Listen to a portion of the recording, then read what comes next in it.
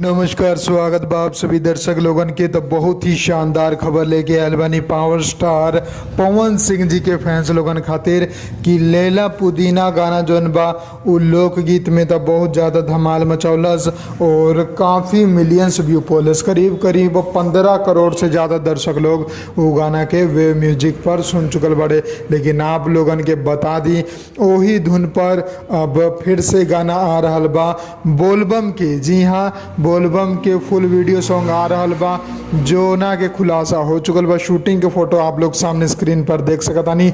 जोना में power star Pawan Singh ji और वीडियो डायरेक्टर रवि पंडित आप लोगन के नजर आवत हुई हैं। जोन जोड़ी ओरिजिनल पुदीना वाला गाना में रहे।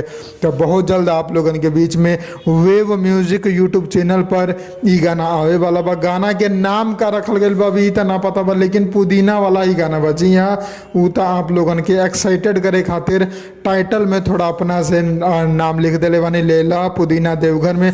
बाकी असली नाम का हुई एकर अभी हमें भी ना पता बा। जी हाँ, बाकी कुछ ऐसा नहीं हुई पुदीना के ऊपर हुई अगर पुदीना वाला गाना बता।